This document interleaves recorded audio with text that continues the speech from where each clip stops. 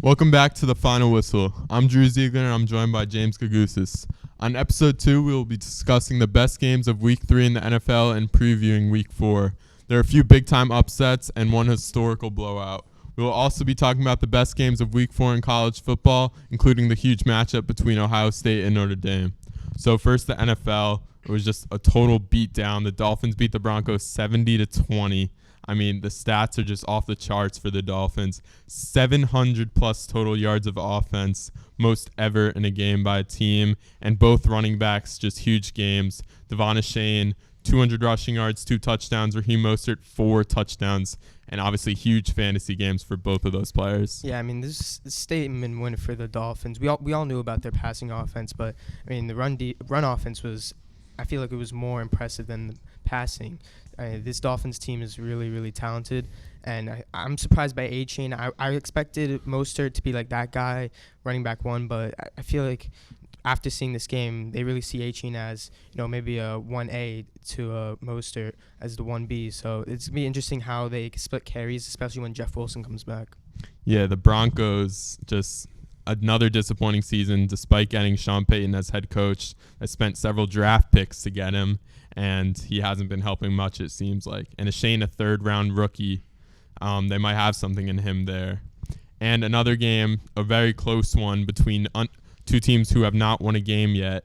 Chargers beat the Vikings 28-24, and Chargers, despite the win, they got a huge blow. Mike Williams out for the year with a torn ACL. It seems like him or Keenan Allen are always getting hurt, and that could be the difference to why they aren't one of those top dogs in the league. Yeah, it's really unfortunate. Mike Williams had a great game. Same with Keenan Allen. That offense was playing really well against the Vikings. But I think the bigger story is just the Vikings. They have one of the best quarterbacks this season in Kirk Cousins, the best wide receiver. And it just seems like they can't win the game. And they even have Danielle Hunter, who's leading the league in sacks, and they're 0-3. It's just unbelievable how it's turned out.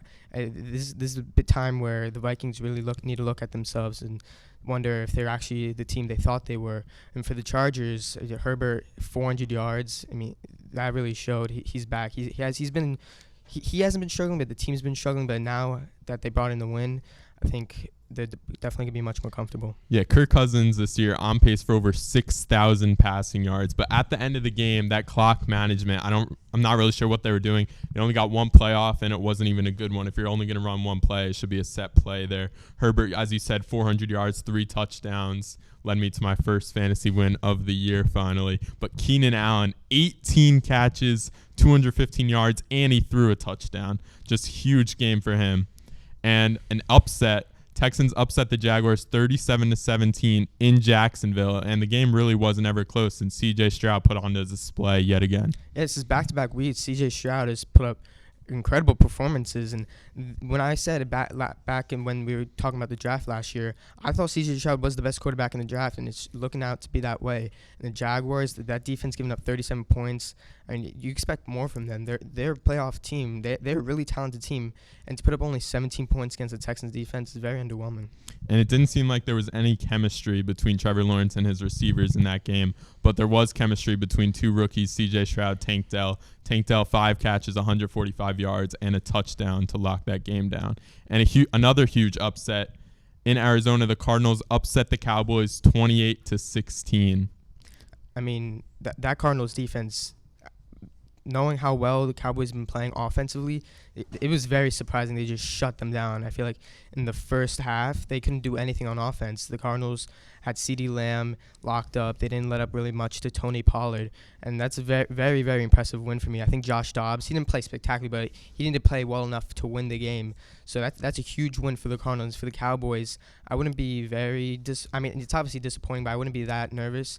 I think, this happens. The upsets happen, so I feel like the Cowboys, they'll bounce back. They're too talented of a team to be discouraged by one loss. Yeah, and the Cardinals, despite their outlook before the season, seem like they'd be the worst team in the league, but they might have something here, and they've still got their star quarterback coming back from a torn ACL in Kyler Murray. And now we're going to take a short break, and when we come back, we will talk about our big-time upsets and locks for this upcoming week in the NFL. So now our NFL picks in total for right now. I'm 21-11 on the year. You were 20-12, so we're right there neck and neck. We both went 10-6 this last week, and we both picked our games of the week. For you, you have Dolphins at Bills. What can you say about that game? I think it'll just be a great game, and I think the Dolphins are the second best team in football right now, going up to Buffalo, and that's gonna be a really good game. Last year in the playoffs, we saw a great game, and I have high expectations. I hope it comes down to the final drive, because this could wind up being one of the best games of the year.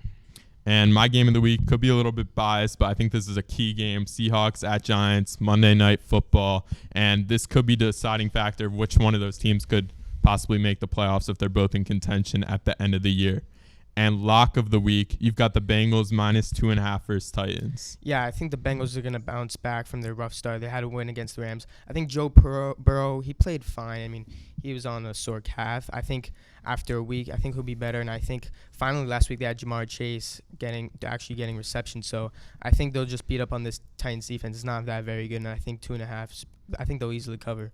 Yeah, Chase with double-digit catches and around 150 yards. I like that pick as well. And Burrow said he suffered no setbacks in that game to his calf. My lock of the week is Cowboys favorite -7 against the Patriots. I think the Cowboys are going to come back from that Cardinals loss, and they're at home here, and I don't think they're going to lose this one. I think this one might be a big win for the Cowboys. And for upset, it's your game of the week as well. You have the Dolphins beating the Bills in Buffalo. Yeah, after putting up 70 points, I think this offense, even without Jalen Waddle, I'm assuming he comes back, the offense is going to be firing on all cylinders. I think it's going to just be too much for the Bills.